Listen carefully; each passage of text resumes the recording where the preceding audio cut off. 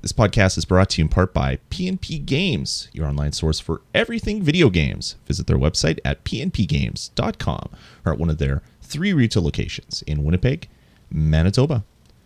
In this episode of the DeREZD podcast, episode number 19, we're going to be talking with good friend of the show, Joe Fourhman. We're going to be talking about EA, talking about free games, talking about PlayStation Now, and that should be interesting. All this and more on DeREZD 19.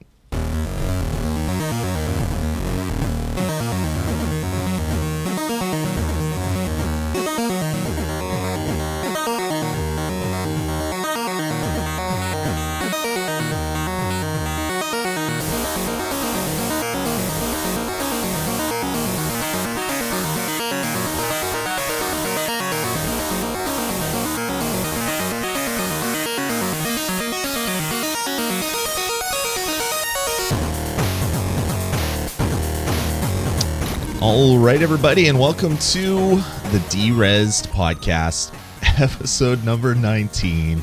As always, I'm your host, Lloyd Hannison, and quaffing the brows, we have Joe Fourhman for you this week. Joe. I have to look my best. How the heck are you? I'm doing well. How are you? You know, I'm doing pretty good, too. It's August. Did you know that it's August? Did you know that summer's almost over? And we've had... Now, do you get August before we do down here? You did, right? Like, you got August like yesterday, and we get August like now. Oh, that's right. That's right. No. I podcast with people in Australia, so I always get confused with the time zone Right. stuff. It's confusing. Calling from the future and all that stuff.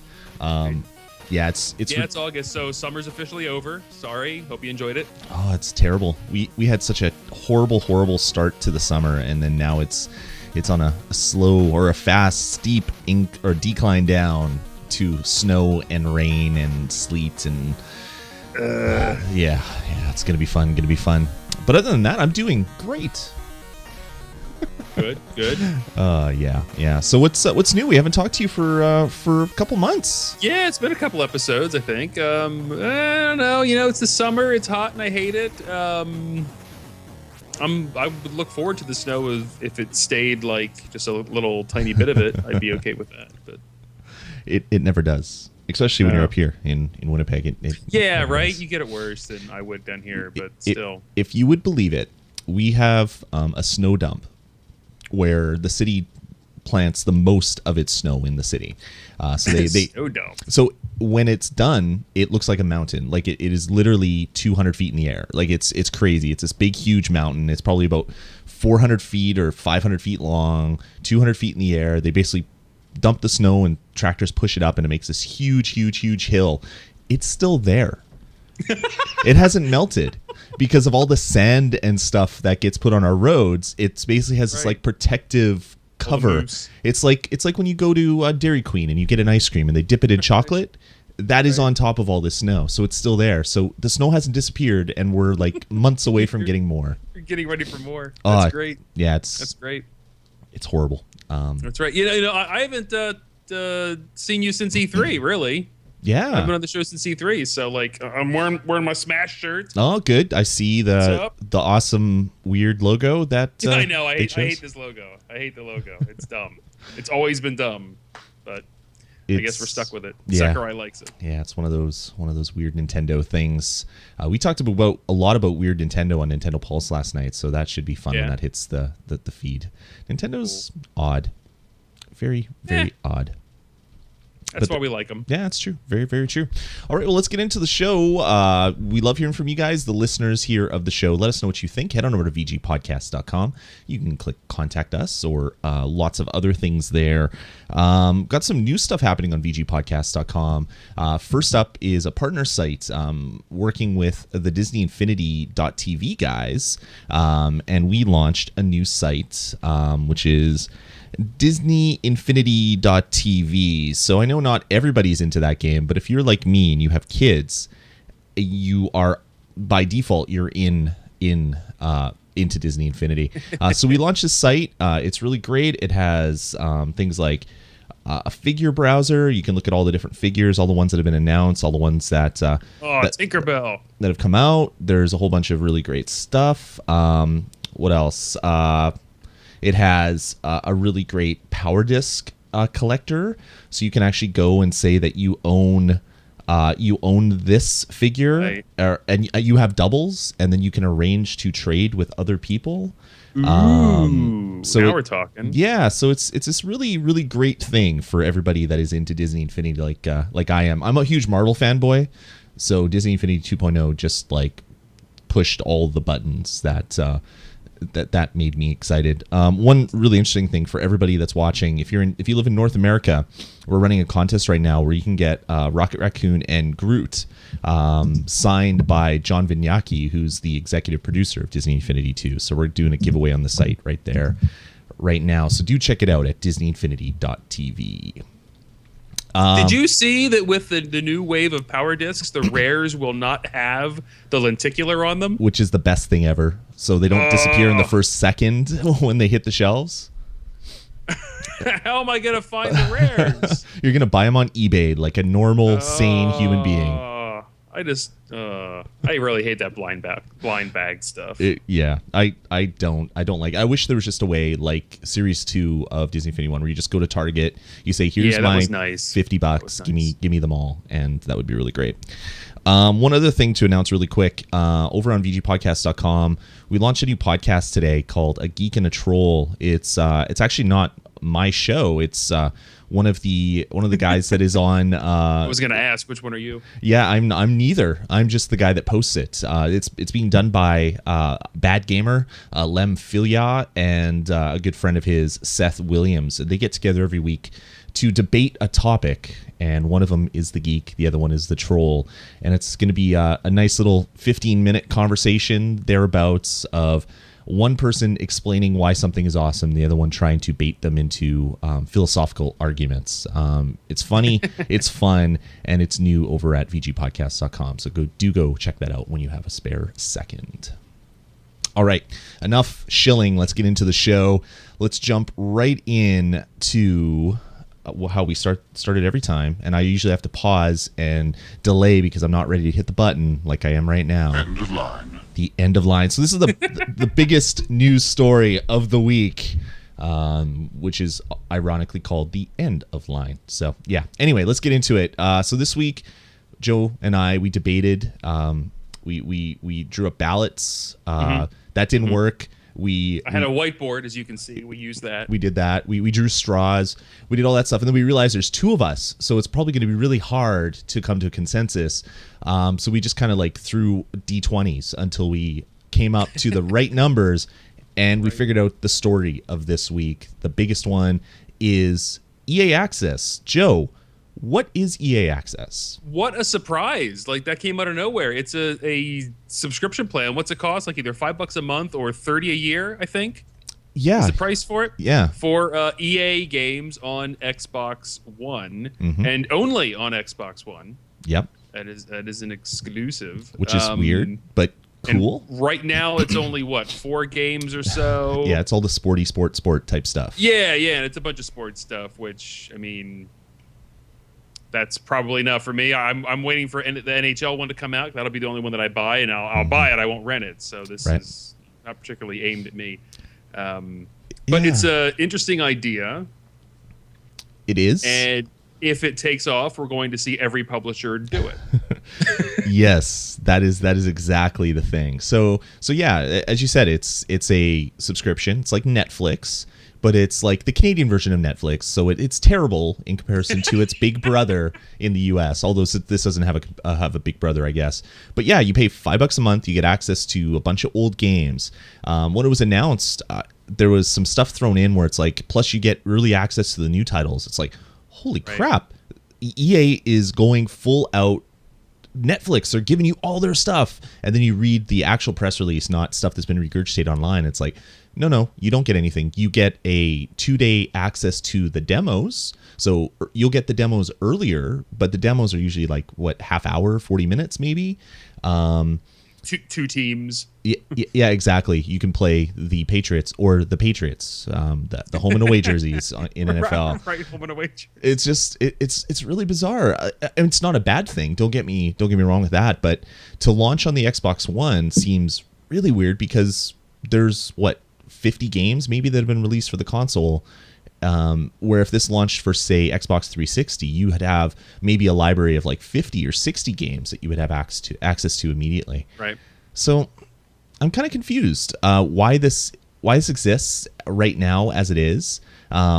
But it's one of those things where they're going to start you early. They're going to charge you $5, and then when it gets good, that's when they'll jump it up to like $10 a month or something. Yeah, it'll be like PlayStation Plus. When it started, it was not great, but then PlayStation Plus grew into something that then pretty much everybody is in love with and has to have. So, yep. It may be pretty lousy when it starts, but it can't get any worse, right?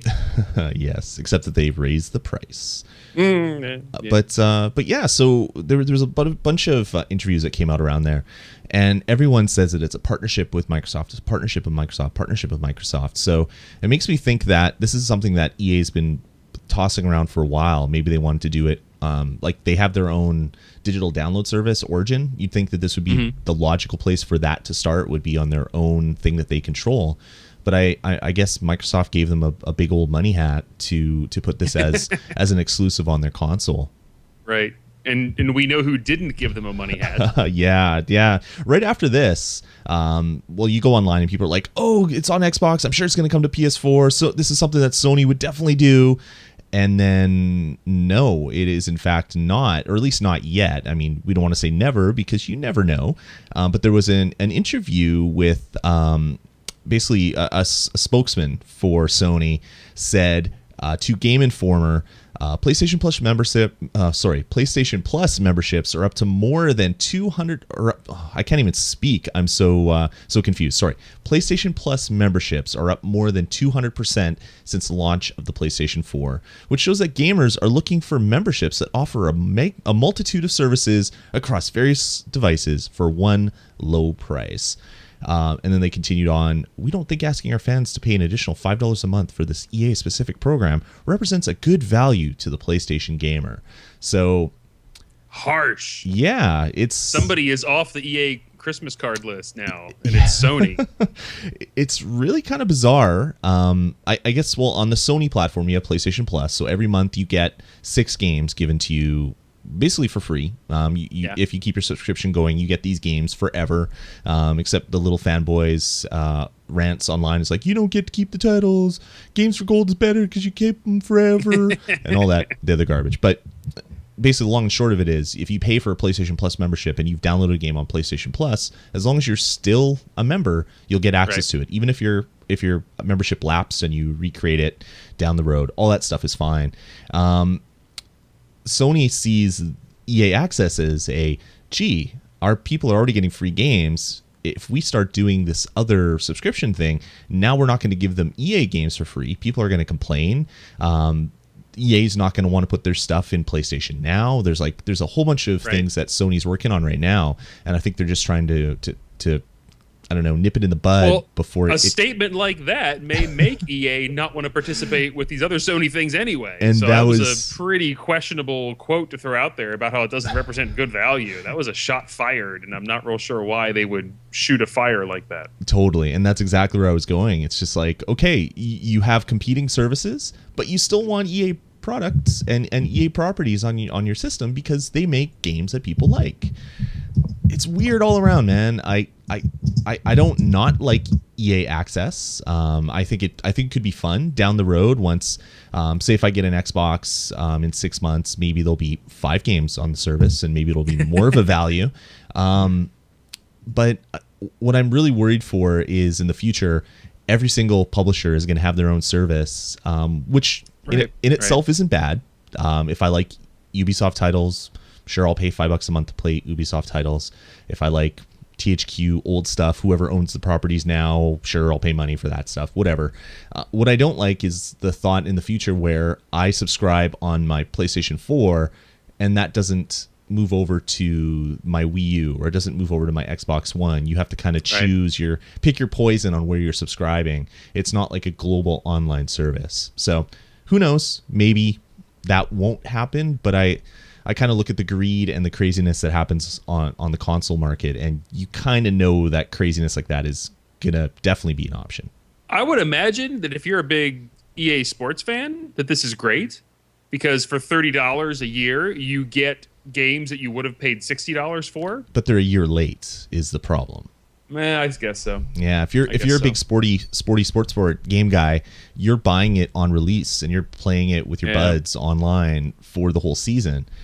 It's a weird set of games to launch with, but it's a new console. EA doesn't have 50 titles on the console right now. They have maybe 10, including some of the downloadable stuff, right?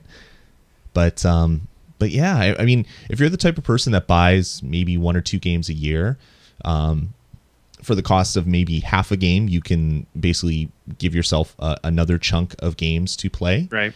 Which might be a bonus for people. But if you're a member of Games with Gold, you're already getting that. You're getting like 2 free games a month on your Xbox One.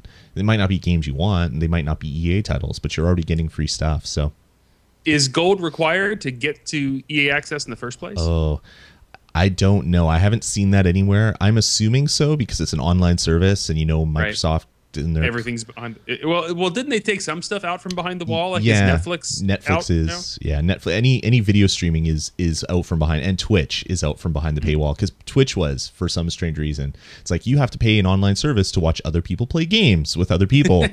It's perfect. It's what I've always wanted. It was really bizarre, but yeah, all that stuff is out from behind the paywall now. Maybe this will, but then if your games require online access, it won't be. Like it's really confusing. Yeah, if you want the game, you want to play online, then you'd have to have Gold in addition to it. Yeah, this might be why Sony kind of sidestepped it. Like, this is already confusing enough with Plus that we don't really want to add on to this. You guys go ahead and have fun. Yeah, and I mean, the nice thing that comes with it, we didn't mention, is if you are a member of EA Access, you get 10% off of EA games on the Microsoft Digital Store. So some people, if you buy 10 games a year, or 8 games a year, saving 10% on all of them, maybe it would be worth it for you to pay $30 and get access to some old stuff. So there's different things, but who knows if this price is going to stay the same. If you buy in early, you're going to be locked in for a year. Is it going to go up? Is it going to go down? It's going to be something interesting to watch as we get closer to the holiday season to see if it goes anywhere and how advertised it is. If this is Microsoft's, hey, you have PlayStation Now and you're playing old games on the PlayStation 3. If with EA Access you get access to current gen awesome titles like blah Sizzle Reel, and maybe that would be Titanfall plus DLC. And that's the other thing, when all the games that are currently in EA Access, you don't get the DLC. So if you are playing the game for $5 a month say you're paying it for free, or you're playing it for free, you paid your $5, that's thrown in a hole, whatever. But if you want to get the DLC, you have to buy that on top for a game you don't own. So it's back to the whole rental thing, I guess. It's like like on Plus. Yeah, exactly. So it's similar to like if you're a GameFly member and you rent your game, you play it, you send it back, but this one you just delete it and then it's gone or whatever. So I don't know. It's interesting. It's going to be something fun to watch. It's something new in the industry, so that's always interesting when something new happens and everybody turns around like, what? You could do that? That's a thing?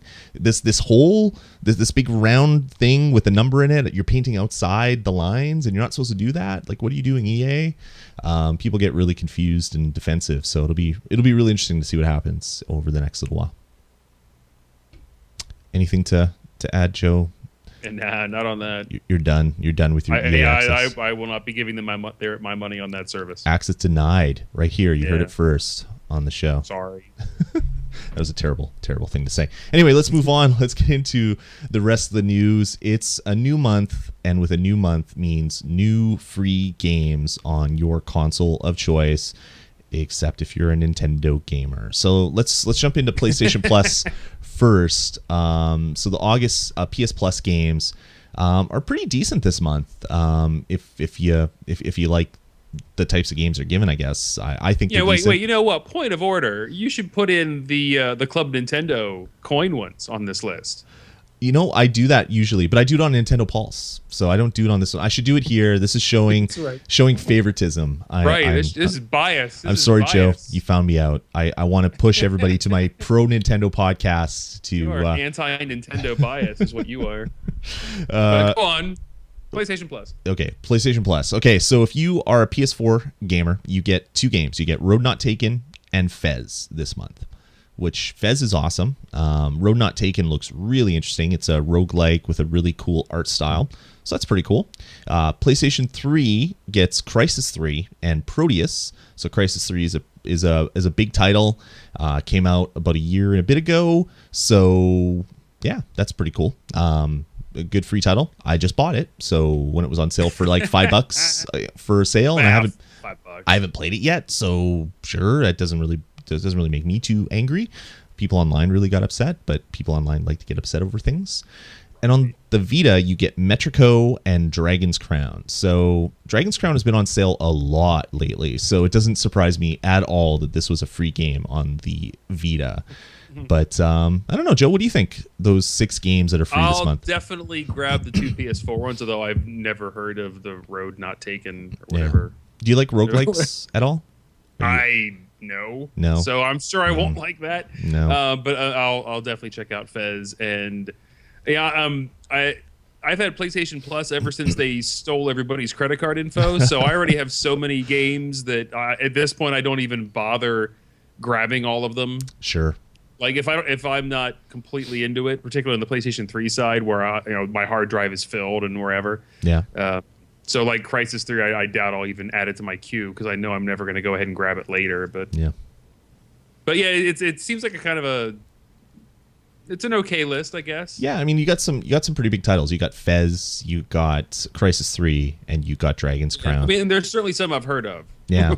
Well, Crysis 3, that's a Crytek game. And they are having all sorts of financial issues right now, so that kind of makes sense. They're getting a gold buffer from Sony to put this game on the download station, or the download service rather, on the PlayStation. So that makes a lot of sense why that game's there. But yeah, do you have Vita? I don't think I've ever asked you. So do you play it a lot? My son has had it for Terraria for like the past months, ever since Terraria was a PlayStation Plus offering. Right. So I really haven't touched it. Although I did just buy that Batman Arkham Origins Blackgate, right, for like $3 when they were in the sale for $4. Yeah, it's really really cheap. So that's good. Yeah, the Vita games are pretty good. Dragon's Crown, I played it on the PS3. I like side-scrolling beat 'em ups. This one was just kind of, I don't know, the whole. Everybody loves it. I have no interest in it, but everybody else loves it. Yeah, the whole like dying and finding bones of your past dead people and all that stuff. It was too punishing for me. So I don't know if I'll play this one on the Vita, but at least it's a decent title for people. It was still, I think, $30 on the PSN store when it's not on sale. So it's a pretty decent game. So pretty good month of games for the PlayStation Plus membership. Let's get into your games for gold games. So for August, on the Xbox 360, you can get Motocross Madness, starting on the 1st. And I had that on Game Boy. I don't know. I don't think it's that version. A lot of fun. I don't think it's an emulated version of it. Yeah, it might be a little bit newer. Has more than 16 colors. Maybe it's got 32. It'd be great. And then on the middle of the month, because Microsoft does that stupid thing where they give you something on the 1st and then on the 16th. Right. On the middle of the month, you get Dishonored, which is an okay game. I didn't really like it. I like that all right. It was okay. I didn't. The whole whale oil thing. Yeah, it was all right. Yeah, the thing I didn't like about Dishonored was the whole, like, you're in this huge city that isn't really that huge, but yet there's like egregious load times between areas. It was really really kind of crazy. But yeah. I mean, it wasn't Thief bad, we'll say, because Thief was even worse. But Dishonored was pretty fun. I liked the finding different ways to kill people. So it was you could play stealthy or not. It was pretty fun. So that one is the second one. And then on the Xbox One, on the 1st, you get Crimson Dragon and Strike Suit Zero, and that's it. So 2 games and 2 games. So Crimson Dragon, I don't really know anything about. Strike Suit Zero, I've played, which is okay. But yeah, it's an okay month. Games with Gold has the issue that it only has 2 systems to give you games for, so it immediately looks worse. It's like, right. I only get 4 games here, but I get 6 on Sony, but I don't have a Vita or a PS3, so right. This is and they better. Can't seriously accept or expect that everybody on Plus has all 3 Sony systems. Yeah. So you're getting 2 games for your system. Exactly. So pretty good month as well. Crimson Dragon is what it is. Strike Suit Zero is pretty fun. So that's a pretty good bundle of games for your Xbox. And that's it. So let's jump down into PlayStation Now. It is finally out of closed beta, which I couldn't talk about when I was a member of it, and now it is into open beta. So, Joe, have you played? Is the NDA over then because of that? I guess so, because anybody can download as I it. said before, how in the world do they expect to police an NDA when they were giving out codes to the closed beta to anybody? I got one in a box of cereal. Anybody. It was great. I don't know how they expected NDAs to hold on that, but certainly the websites like Kotaku and everybody, they were posting screenshots of it a month and a half ago. So either they got special dispensation to do so, or nobody really gave a fig for the NDA. But PlayStation Now is pretty bad. Yeah. Have you used it at all? Have you played a game on it? Yeah. I got in on the beta back when they still had some stuff for free.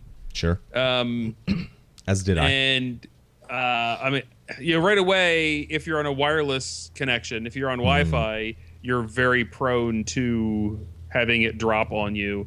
And to me, that's the end of the service right there. I mean, most people are going to be on Wi-Fi networks who would be interested in this program. So if it doesn't work great over Wi-Fi, it's not going to get any traction. It's just going to be disappointing, and especially since they've gotten rid of all the free stuff, so you can't even test it.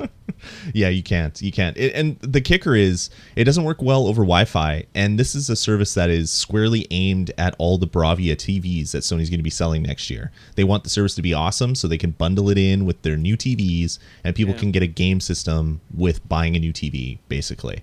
I tried it on Wi-Fi once, did not like it. Plugged in my Ethernet cable, worked 100%. There you go. And they tell you straight up, like, hey, you should plug this in. I mean, so it's not like I was misled in any way about the Wi-Fi, but like my house is already set up like that. I'm not going to run an Ethernet cable just to be able to play Order Up.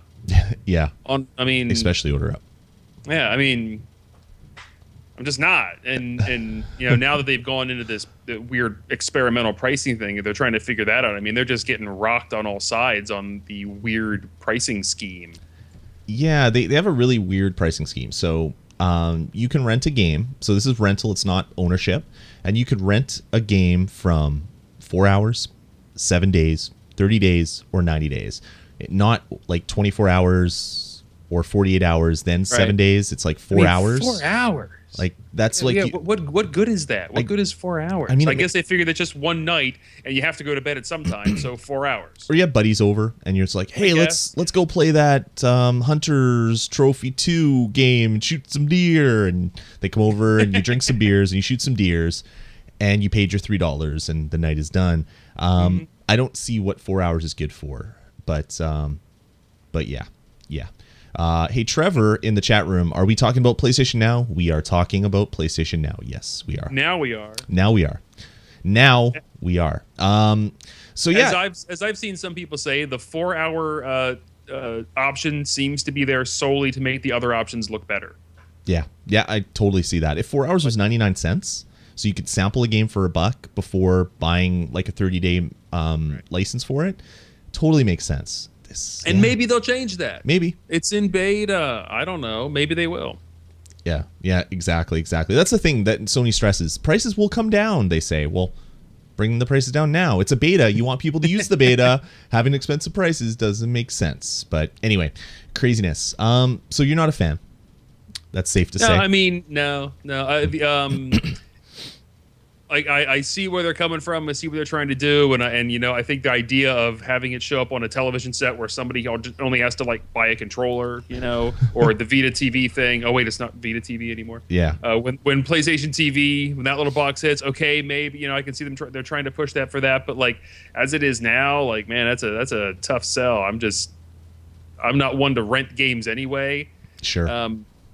And then to look at a price where it's like $20 for a rental when I probably could just buy it for $25. I could maybe go to their own service and download it for another couple dollars more, and then or less. Or less, or even less, and then not have to worry about it being screwy over my Wi-Fi or or being inside that weird PlayStation Now environment, which is kind of screwy. Yeah, it is really, really bizarre. It's nice after you download a game, it puts it on your bar, so you can actually start it like any other game. But yeah, when you get in, it's like slow, and you're in a different menu system. It feels really, really kind of janky. I mean, you're essentially playing somebody else's PlayStation 3 in Orange County, California. You know, so you're in this whole other weird little miniature PlayStation Network. You got to sync up your trophy. Yeah, it doesn't do that automatically. It's weird. Yeah. I actually don't like that it puts the icon on my PlayStation 4 game bar. That's already a big mess. Yeah. And now they're adding. Now every time I do a PlayStation Now game, it's gonna add that to the bar too. Well, that is a whole other story. I don't like sure. Let me ask you one more question, Joe. Well, actually, before I do that, the thing that really makes me laugh is there's games on this list where they're PSN titles where the only option you have is to rent it for 90 days. There's a game like Magician Lore at $8.99. I was pretty sure I saw this on the PlayStation Network for like $5 to buy. So if you have a PS3, you could actually buy the game for less than you could stream it for 90 days on the PlayStation 4. Really, really weird. But anyway, that's another story. Let me ask you one more question, Joe, before we end this, because I'll tell you why I like the service, and it's the only reason why I might use it. Okay. Do you collect trophies, Joe? Oh yes. Are you a trophy hunter? Do you like those? Sure. Do you like those plats? Oh, sure. Do you like those plats? Sure, absolutely, sir. Okay. The one thing I did on the beta, the closed beta, is I rented a game called Ben 10 Omniverse 2. Right. And the reason why I did it is because my son likes Ben 10. That's one reason, but that's not the real reason. The reason is I got a platinum on the game in 6 hours. So I bought the game. And I got a platinum on the game in 6 hours. Actually, when I look on my PSN profile, it shows that I got it in 8 hours and 43 minutes because I took a 2-hour break for dinner. I went out for dinner with the family, paused the game, went out. Which Ben 10 game is this? It's Ben 10 Omniverse 2. Omniverse 2. Okay, yeah. Okay. So it's not a good game, but it's not a bad kids game. I've played some really bad like TV movie tie-in games. So I always thought, hey, this is good. This is going to be an awesome way. $6, say, you can get a platinum in a Ben 10 game. Yeah, totally. It's great. And so what I did before the show is I looked through the games list and I found 4 games that are sub 10-hour platinums for all you trophy hunters out there. That's great. You are doing the Lord's work. That is useful information. I'm doing the hard work to crunch the numbers for you, the trophy whores out there, as I am. I love getting trophies. So Ben 10 Omniverse is on the system, and Ben 10 Omniverse 2. So those are 2 sub 10-hour platinums. I think the Ben 10 Omniverse 2 is easier than the first one. So it's 6 hours for the second one, maybe 8 hours for the first one. There is the Racing Snail. What was that movie again? Turbo. Turbo's on there. That's another 6 to 10 hour platinum. There's Madagascar 3, the video game, which is on there, which is another easy platinum. And I think there's one more, which I can't find right off the top. But there's at least 4, but I think there might even be 5 games. That's great. What I don't like is that now I'm stuck inside that time window to do it. Like if I'm going to get a game like that, that's going to be a cheap, easy one, even if it is sub 10 hours. Yeah. Like I just want to like get to it over like 3 months and you know, do like half an hour here or there, one level at a time, you know, but still, it's 8 hours turbo platinum. All right, maybe. I found the last one. It's Rise of the Guardians, the video game. Oh. Let's see. That's really good. Trophy guide. I might try the turbo one. Yeah, they're not terrible. That movie just showed up on Netflix. We watched it about a month ago. Oh, they have the TV shows on Netflix too. You could watch that. That was there first. The Sure to Be Awesome TV show. I haven't watched any episodes of it because it's not great. I don't think it is. I'm looking at the PlayStation trophies list. So yeah.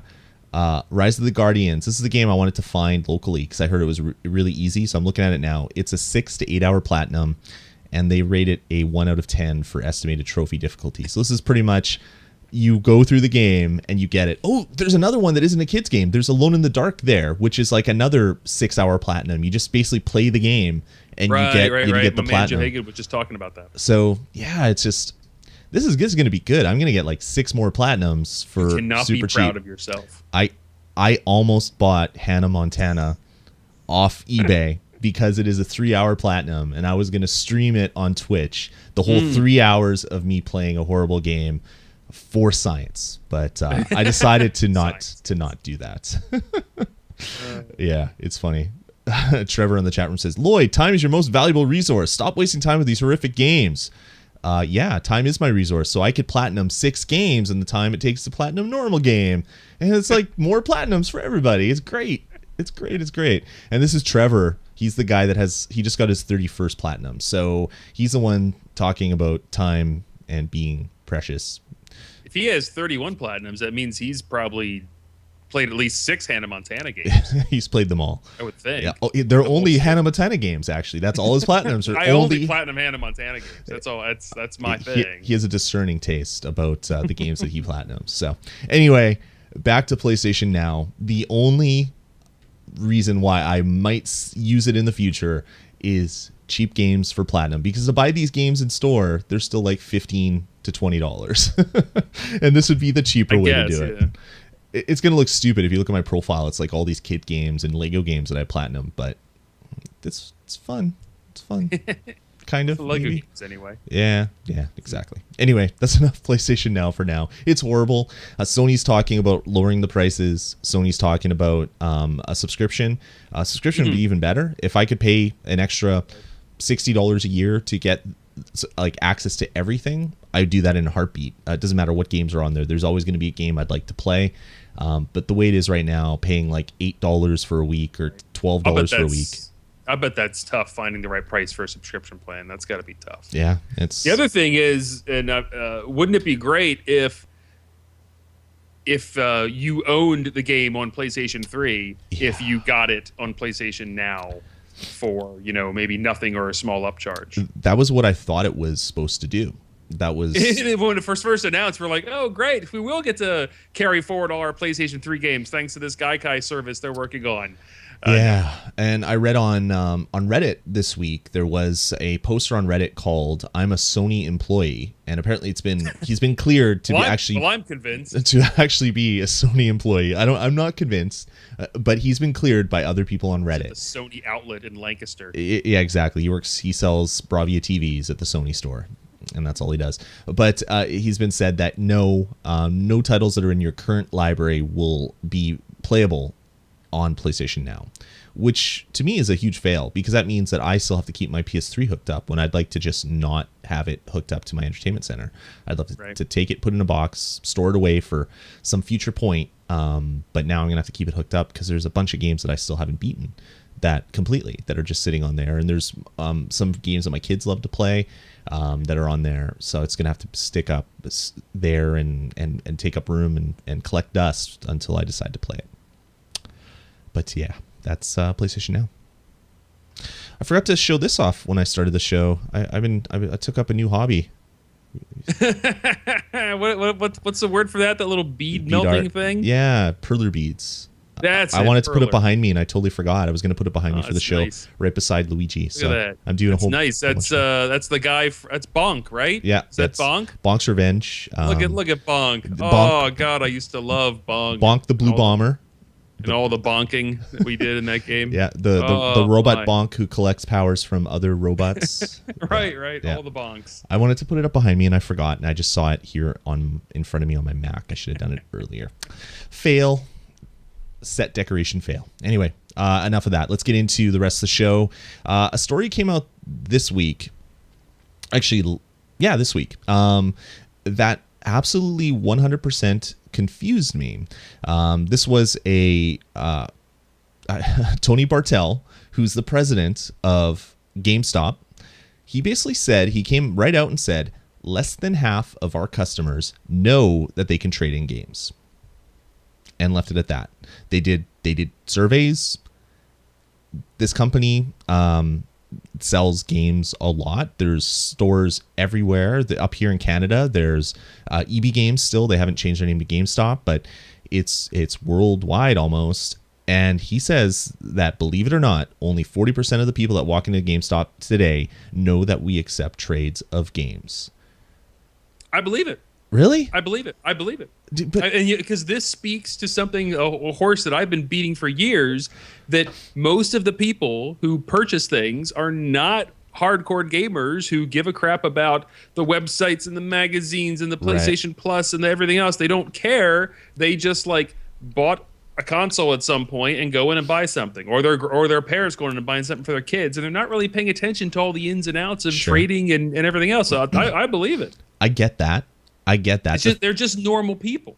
The thing I don't get is every single surface that isn't covered in a game is covered in a trade your game poster. It's like, do you have to have blinders? Like, are you walking around with glasses that actually only have a pinhole in front of you, so you can only see like a millimeter circle in front of you as you're walking forward? Because if you call them, if you look at your receipt, if you look at the walls, if you talk to the clerk, they as soon as you walk up, they won't let you buy your game until they've asked you if you want to pre-order 73 things. And hey, do you have any games to trade? Did you know that today? Again, this speaks to just how little attention most purchasers are giving. They walk into the store. Oh, here's something, and here is a rack of games on the floor. This is $5. I'll buy that, and then they're out, and they're not paying attention to it, and they don't really care. And that's what drives the industry. The normal folks are just going in and just impulse picking up stuff. So I believe it. I guess so. It's just like you walk in, and if you miss the sign on the door, if you miss the sign on the window, if you miss the signs hanging down from the ceiling, smacking you in the head, there's too much clutter. You can't see it. There's too much. True. I guess, but they need to have like the Apple Store design where it's very sparse and plain. And here's the one 3 sign. things we sell. Would you like item 1, 2, or 3? And that's it. That wouldn't work. But if you're not getting hit in the face and looking on the walls and paying attention to your surroundings and not being like an automaton, there's like bins of games that say previously enjoyed. Like, what do they think that means? Like, people like sniff them and put them back? Like, I don't know. They don't care. Me. They don't care. All they see is that it's cheap. I guess. I think the real question is why would this GameStop executive reveal that? Yeah, 60% of our people, or I guess 40%. 40% are idiots. 60% really know what's up. 40% they're dumb. We take advantage of them as much as we can. It's just really bizarre. But anyway, some other. I don't know, think about something that you're not into, and think about when you go to the Gap. Yeah. Like, are you familiar with all of their weird policies and their store credit and their buyer's club card, all that kind of crazy stuff? I mean, that's how this gets lumped in the head of a normie I guess who isn't going in to argue about the latest editorial that Ben Kuchera wrote. Yeah, but when I go into the Gap, it's not filled with 90% of like weird neck massagers that you have to walk by and they're buzzing as you're walking by them. I would notice that if I walked in. It's like, oh, they do the neck massage things. That's what the Gap's for. Like, or it's like, here's terrible ripped jeans. Well, yeah, Gap does that. So I'm trying to think of something else they don't do. But anyway, it's just like the store is all this thing, and most of the people that go in don't know it. It just, I read that and I'm just like, what? I love it. I love it. That's my confirmation bias for the night right there. Yeah, it's crazy. Some other interesting things came out of it other than flabbergasting thoughts and head banging on table. GameStop or Bartel said that GameStop sees about 1.2 billion of trades come in for in-store credit, and 70% of that goes towards buying new games. So, hey, market, we're not killing you. Most of the stuff that we give, most of the money that we give people, they spend it on new games, which you get a piece of. We just keep all the other stuff and sell it for twice or 3 times what we paid them. We're good still. Yeah, I don't know. It was just a really bizarre interview with some really bizarre things. Yeah, that's some frank talk, I suppose. Yeah, I guess so. All right, moving on. Something else that is frankly amazing. Segue? No, that was terrible. Go on. Terrible. Dota 2 International happened. Did you watch any of that? Are you into the... I tried watching some of the matches, and I finally know what it's like for my wife to watch football with me. Like, I knew nothing what was happening, and she's the same. Like, she'll sit there and she'll watch the game, and I'm like, yeah, wasn't that great? She's like, yeah, I don't. I guess. I was reading. I don't care. And it's not that she doesn't like sports. She watched other sports with me, but for some reason she just doesn't get into football. I had that feeling watching Dota. I'm watching this big thing on TV. You have the announcers are saying all this stuff about what's happening. And it's just like I'm watching like a television channel at 4 a.m, and you have that test tone and like static. Right. Like that's all I was seeing and hearing from the screen. I've never felt so old in my entire life. Not that I have kids. Not that this had to have been the thing that everybody was tweeting about, and I had no idea what any of the words meant. I don't know the terms, the buzzwords, the plays, the names, the players. I have no idea. So great, glad they like it. Yeah, like a friend of mine, Mitch Dyer, he works for IGN. Right. We've been friends he used to come do stuff for my podcast way back in the day. So I follow him on Twitter, and I usually read what he says because it usually makes sense. I usually want to read it. But for like a whole week there, it's like 3 and 4 letter acronyms stringed together by like symbols, and it's just like do I need like a ring, a Dakota ring from like Christmas you gotta Story? Get involved, man. You got to get into the Dota. I don't get it.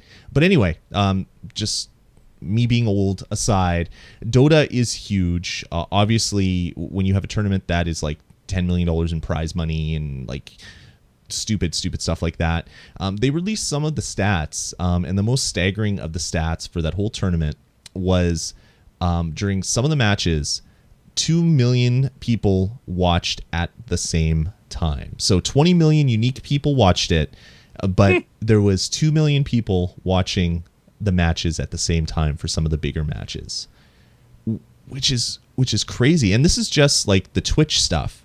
There's some of this stuff was streamed on TV. Some of the stuff was on ESPN.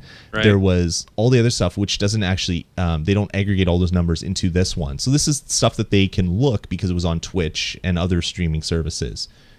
2 million people watching sports of I guess type of sports. It's just unbelievable. I knew it was big because Twitter. But this, like, wow, it's crazy. I gotta learn more about this. I would never play it. I just don't have that speed. Like I used to play StarCraft with some of my buddies, and they're the type of people that could do like the key presses a second thing. So they're running their patterns and their fingers are moving all over the keyboard, and I'm like, click, wait for the guy to build, move him out. They're like swarming me. I was just fodder for them. So I wouldn't be able to do this because I don't think that way in real time games like this. But yeah, 2 million people, man. I thought it was interesting. I thought I'd mention it here on the show. Yeah, that's a thing. Does it make you want to watch it anymore? No. I mean, like I like watching video games, but I'd never play it.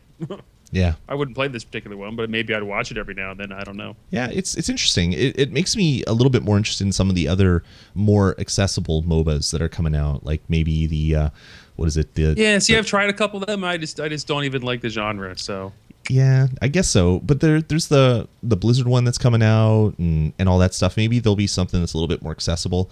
Maybe Nintendo will do a MOBA in the future. They did a first-person shooter, or I guess a squad-based shooter. So maybe there'll be a Mario MOBA, and it'll have Smash Run is pretty much a MOBA. Yes. How about that? Yeah, there you go. They've done it. Nintendo's ahead of the curve. All right. Anyway, moving on. Let's get into our last story. I had to say this. The flap is back. Flappy Bird, the sensation that went away, causing, or I guess the productivity sucking thing went away, which allowed the economy to boom and people to just flourish. It's back to ruin the economy. Flappy Bird is back, but only if you own an Amazon Fire TV, because, of course, Amazon Fire TV. Joe, did they cut a deal?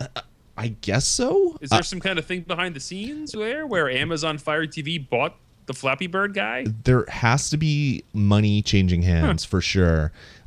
This game was like, I remember back when we did the Touch of Gaming podcast, right when this came out, he was making $50,000 a day in a free game. Basically, all the ads that would pop up after you die, he was making like over $50,000 a day.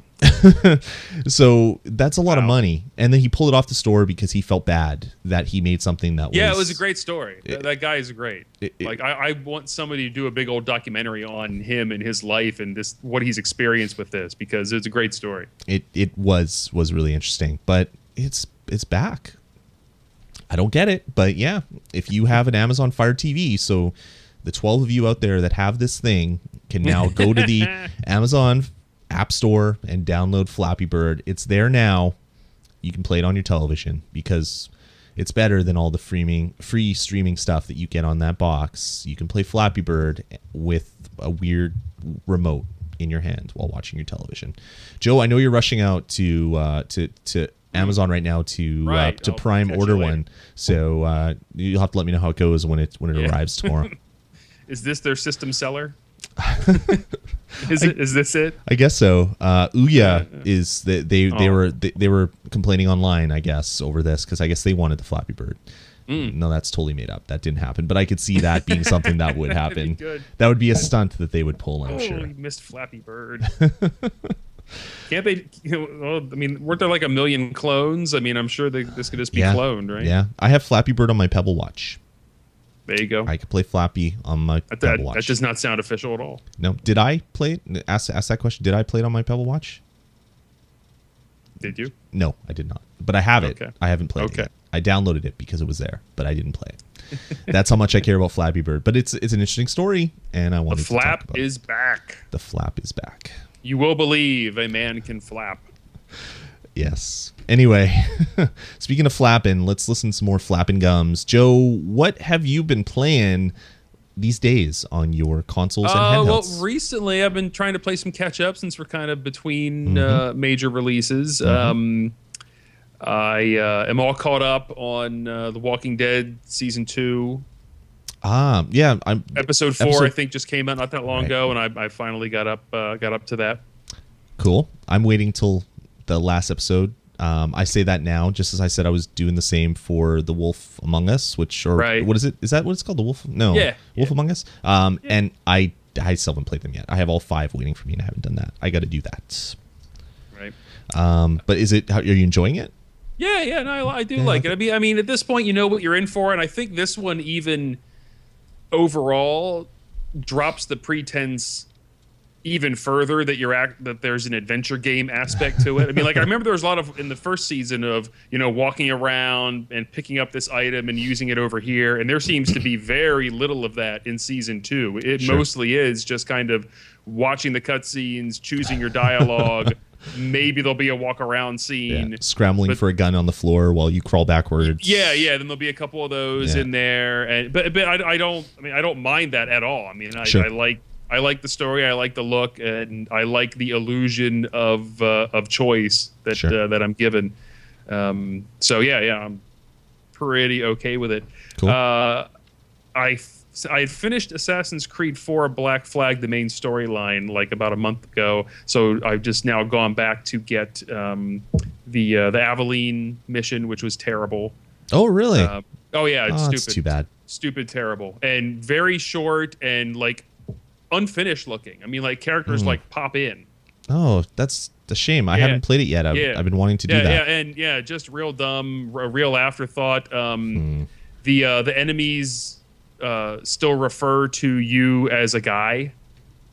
Like they'll be you're Aveline, you are a woman assassin, and you're running around, and they'll be yelling things like "Stop him!" Well, it is an Ubisoft game, so you know what they think. So that was not great, but I got that out of the way, and now I'm doing the Freedom Cry, which I believe is a bit better, is a bit more fully realized bonus content for Assassin's Creed 4. So I just started that. I finally picked up Metal Gear Solid Ground Zeroes, and I'm done with that already now too. You played it while you were recording this episode of the podcast, actually.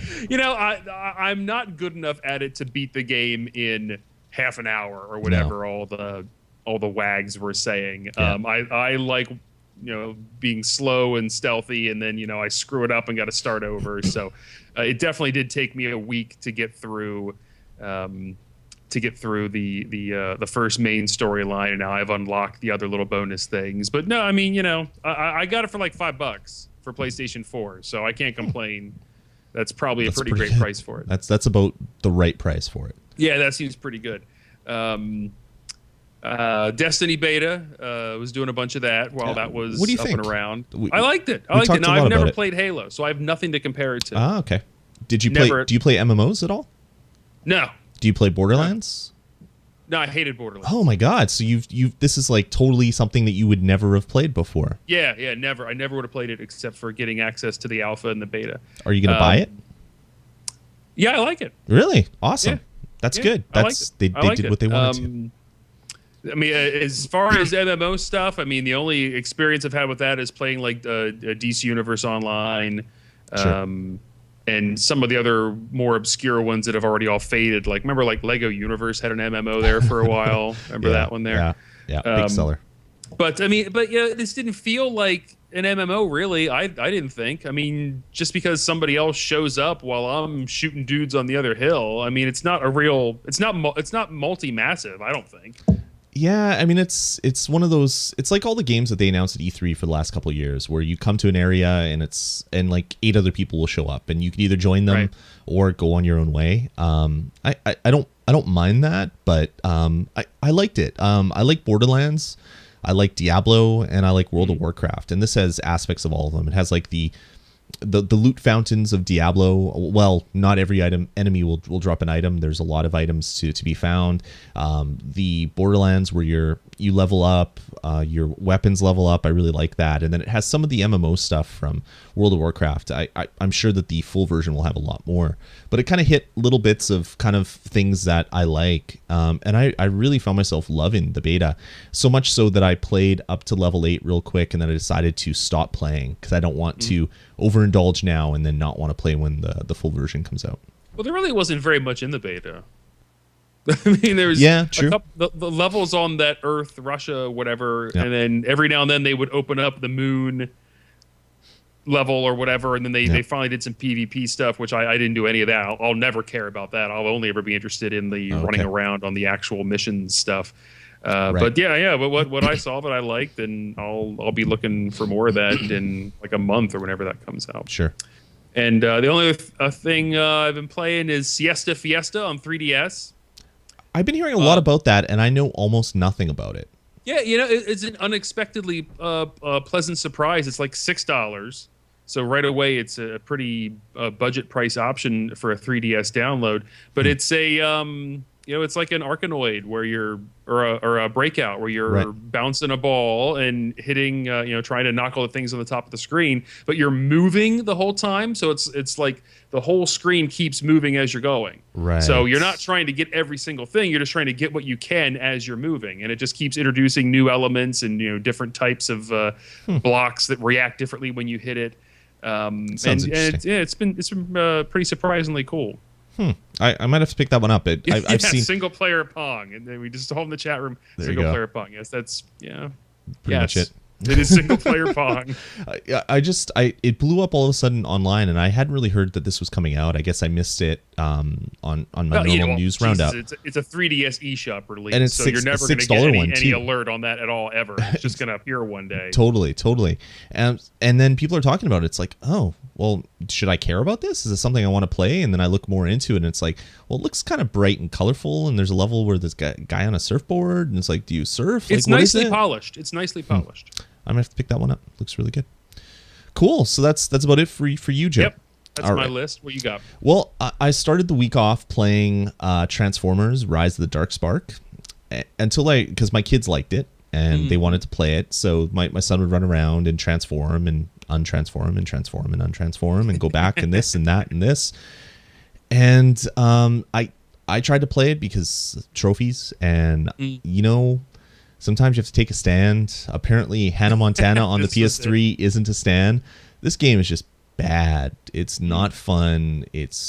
There'd be times where I'd go to a level and I couldn't do anything. And it's just like, well, I'm walking around this area. Doors aren't opening. Did I miss a switch? You look around And after a while, like 10 minutes looking around, you're like, oh crap. So you reload your save, and it just, something didn't happen. When you walk through a door, it's supposed to trigger something where guys come through a door, and it just didn't happen. So I'm walking around for 10 minutes, and I was like, okay, that happens. That happens maybe once in a game.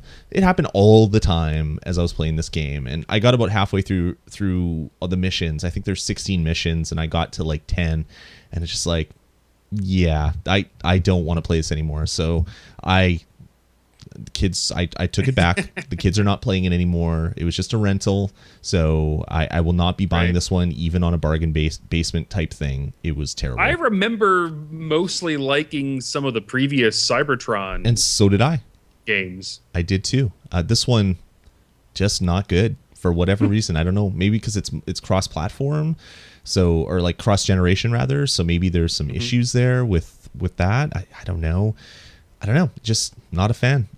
So to cleanse my palate and get that garbage out of my system, I popped in a copy of Wolfenstein: The New Order, which I had picked up about a month and a bit ago. It was on sale. Like Target had this crazy 50% off game sale in Canada. And it was supposed to be on select games, but some stores didn't get the game list. So they just said 50% off everything. So I went there and I picked up a bunch of new release stuff, and I got Wolfenstein for like $30. It was pretty awesome. Right. Played the first 5 minutes of it and said, yep, this is going to be good. I want to save it to when I need to play a good game, which I did after playing Cybertron. Now you do. And I love this game. It is an awesome shooter. A come out of nowhere. Didn't expect it to be good. I fully expected it to be a throwaway kind of, oh, that was fun. And look, cash in on the name and get a few nostalgia bugs. Exactly. Be average and mediocre. And yeah, apparently it's not. No, it's good. It's a good shooter. It has this really weird mechanic, which you have to pick up the weapons that are on the ground. I haven't like ammo drops, and you have to actually go to it and hit the button. It's like, wow, that's kind of quaint and retro, I guess. But other than that, I mean, the game was great. The story was fun. It had this weird kind of flashbacky thing going on, which I still, after beating the game, I didn't quite understand. But the cutscenes were fun and funny. BJ Blazkowicz is just still a throwaway character, even though they tried to give him some character, and he's this big gruff, gotta kill me some Nazis. I gotta do it for America, even though America doesn't exist. Like that type of like really cheesy lines. Not Duke Nukem cheesy, but almost to that line. But the game was great. Like top to bottom, I enjoyed the hell out of it. The bosses were like pull your hair out difficult until you find the trick, and then it's like, oh, why didn't I think of that in the first place? Is like there's this one like big walking boss, like a 3-legged walking thing, and I tried it like 3 times. It's like, why can't I do any damage to this guy? And then I finally figured out the trick, and you just destroy it, and you feel so powerful and badass.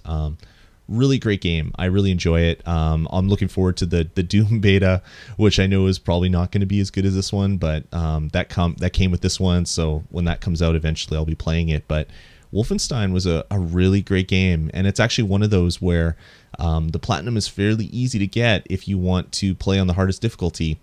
I don't, so I'm not going to even go for that. So I will happily put that one aside for a little bit, and maybe some DLC or something comes out. But it's it's a lot of fun. I was pleasantly surprised. And then after that one, I finished it right before the next game I played came out. I actually pre-ordered it, so it on the PS4 it downloaded a couple days early, and it was staring at me on the cross media bar saying "Play me," and then you go to it and it says not available for 1 day and 8 hours. It's like, ah, damn it. And then even worse, what a great future we're living in.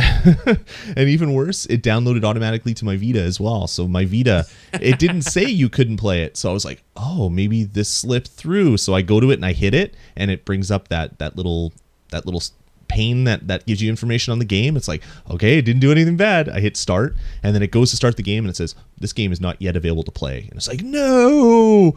I got really upset at that. But anyway, it's Rogue Legacy. It's a cross-buy game. $16 gets you PS4, PS3, and Vita versions of the game. I've wanted to play this game for a long time. It came out maybe close to a year ago on the PC. It's been out for quite some time. And essentially, it's a roguelike. So it's a game where you basically have to go through a dungeon, get as far as you could, and then when you die, you're dead and you have to start over. And it's also a Metroidvania type game. So it's like Castlevania Symphony of the Night, those types of games where it has a map, a 2D map, and you see where you have to go, and you can't get to some areas, and you have to unlock skills. Although you're not unlocking skills like in those games, you're unlocking skills by using the gold that you get to buy new skills to then get further and further and further in the game.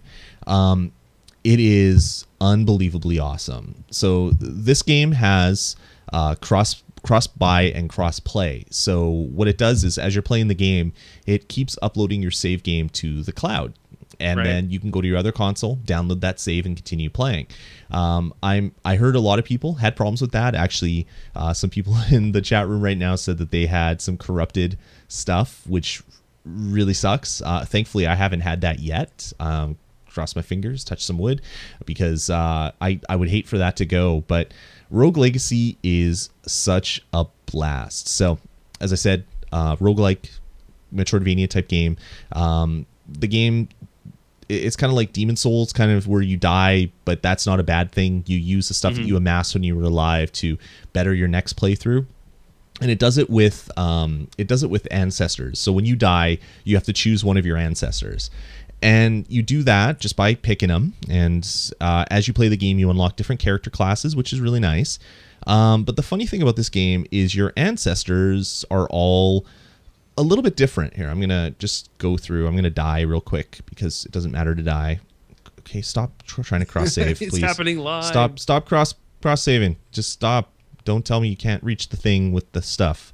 I don't care. So I'm going to just stand there and die. So when you die, you get a choice of 3 characters, and they're randomized based on the character classes that you have unlocked, and they also have random traits, which are always fun. So your character could be a boy or girl. That doesn't really affect anything, but that's one of the things that is random.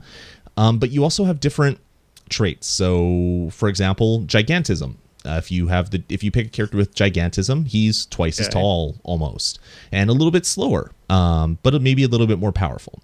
You could have another trait is endomorph. So you're heavy. So you're really, really heavy and people can't knock you back. Or you could have corporolalia. I don't even know how to say that, but basically you swear all the time. And so when you get hit, you have little Cubert swear bubbles above your head. It's kind of cute. So some of these things they're useless. They're just like cosmetic things. There's like you're colorblind, so the game's in black and white as you play through. Or you have you don't have stereoscopic vision, so you can't see in 3D. So the sprites on the game flip like Paper Mario. So when they turn, they kind of flip because you can't see in 3D. That's great. Your character can have irritable bowel syndrome. So when you play the game randomly, you just fart when you jump because you have irritable bowel syndrome. Some of the funnier ones are, there's this one, I can't remember what it's called, but you have low blood flow in your feet, so you can't feel spike traps. So spike traps just are never triggered in this game because they probably are, but you can't feel it because you don't have any feeling in your feet. There's other ones where there's like... No, I want this game. That's funny. It is really funny. So like certain things are only available to certain classes. Like if you could have dwarfism, so you're really small, but that's actually a really good thing because you're usually faster, and there's some secrets that are only ever reachable by that character class. So, and then you have different spells as well that are randomized. So there's so much random in this game, and basically what you do is you choose a character. So you choose a guy that can swear and is giant. And then you take all the money that you got in your last playthrough, and you can buy skills on your skill tree. When it first starts out, you just have a very few. But once you put a point in a skill tree, your tower kind of moves, and then it gets like really big. So this tower has been upgraded a bunch of times, and that is essentially the game. And as you play through it, there's 4 main sections to the castle. Each of them has a boss, so you have to randomize dungeons. You have to find the boss in the area, beat the boss, and then that boss stays beaten, so you don't have to go back and beat him again when you die. But you have to beat 4 of those bosses, so you have to get more powerful to do that. So you're dying and getting money and going back and doing this. And it is such an awesome game. Death doesn't matter in this game, except if you're like 2 coins away from getting that last upgrade you need, and then you get really angry. Because when you die, you have to spend your money, or to get back into the game, you have to give up all the gold you have on hand to the little like death demon guy that's guarding the entrance. There are skills that you can get that basically will reduce that as you play through the game. But when you first start out, you're getting like 20, 40, 50 gold, and then you have to give it all if you don't spend it. So it's really annoying at the start, but not in a bad way. I got to do better. I got to figure out these tricks and learn the patterns and learn things. It is an amazing game. I'm having so much fun with it. I'm playing it mostly on my Vita. It's like the perfect handheld game. Like, you take it out, you play for 5 minutes, which is usually like 1 or 2 playthroughs because it can be that fast.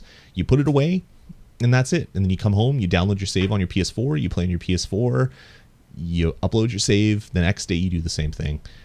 If you have Sony platform, any of them, I totally recommend this game. It is such a fun title. It's available on the PC as well. It's been available for a while, so you might have already played it, but I've been wanting this since I first heard about it. But I don't play PC games. I have to kind of draw the limit for where I spend my gaming time, and it's usually consoles or handhelds. And I'm just so glad that this came out. And right now, I think it's 20% off if you have PlayStation Plus. I think it's like $16 now, but it's probably going up to $20 or somewhere close to that.